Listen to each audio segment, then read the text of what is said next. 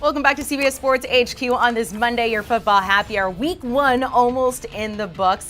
Just one game to go. But we are going to take a look back on the games we did see in Week 1. Let's start with the team that impressed you the most. I'm going to start off with the Miami Dolphins. A lot of hype this offseason with the addition of Tyreek Hill and what this offense could be. I know they got off to a slow start, but they picked it up, took care of business, nothing to worry about. Took care of the New England Patriots and Bill Belichick, who came down an extra day early just to adjust to the heat and all that they would have, well, that would entail there in the Hard Rock Stadium. But at the end of the day, Tua delivered. You know, it wasn't necessarily the most prolific performance, but he got the job done. The Dolphins are 1-0, and I think as of right now, you can start to believe the hype about this team potentially being a playoff team.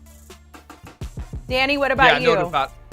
I was fired up, too, as a Dolphins fan growing up to see them have some excitement around it. Amanda, I don't know if you know this.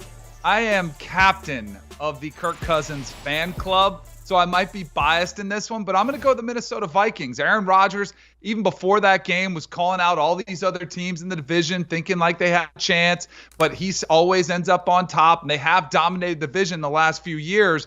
And Minnesota needing that kind of impressive win to kind of, new coach in place that they brought in there specifically for Kirk Cousins. But even more so than Kirk Cousins was Justin Jefferson, who I'm sure has kind of been getting tired of Jamar Chase and other young receivers getting a lot of attention. Man, did he step up to the plate. That 189-yard performance, 2 touchdowns. He was phenomenal. And then Zadarius Smith, who signed with the Vikings, and he specifically said so he could face the Packers twice a year. You just knew this game meant a lot. A division rival, Week 1, getting off to a strong start, new head coach, all these new pieces in place, and I thought they delivered. And I know there were a couple, passes that were missed from the Packers, but Aaron Rodgers also never looked real comfortable. He was getting harassed. They did have the big stops when they needed him at the end of the game. So I thought the Vikings, for me, were a team to watch out for, and maybe there's a changing of the guard at the top of that division. It was reminiscent of last year, Week 1, for the Green Bay Packers versus the New Orleans Saints. 38-3. Yeah. How'd that one turn out, though, the rest of the season? Would you like to be That's right. Let's talk about the team that disappointed you the most. You're going to the other side of that. Yeah, I'm going to Green Bay. And that's part of the reason why I bring that up is, the Aaron Rodgers line, relax, all right? The reality is they looked bad offensively. We knew that, though, right? They were replacing Devonta Adams, haven't quite found who that guy is going to be. Jenkins was out. Bakhtiari was out. Allen was it bad Lazard or was it out. concerning? It was more concerning for me, I think, with the defense. I thought this really coming into was going to be the best defense they've had since they won a Super Bowl. And when you have Justin Jefferson go off the way he did, almost 200 yards receiving on his own, that's a problem. The rest of it, I think we kind of came to expect, and we knew there might be some growing pains.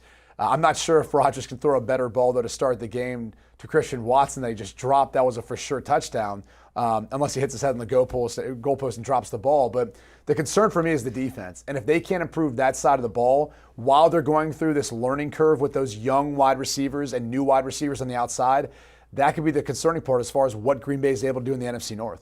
Danny, team that disappointed you the most, you're looking at Titans, Giants there. I will argue the Giants had the best postseason celebration. Didn't know Brian Dable could move like that. But Danny, why were the Titans so disappointing? It was the movement, not the rapping you liked? All of it together. All of it together. What do you think, Danny? I love the Giants. I was thinking about putting them as one of the most impressive. But for me, it was more about a Titans letdown at home. And the way the game started, they got off to a 13-0 lead where it was at halftime.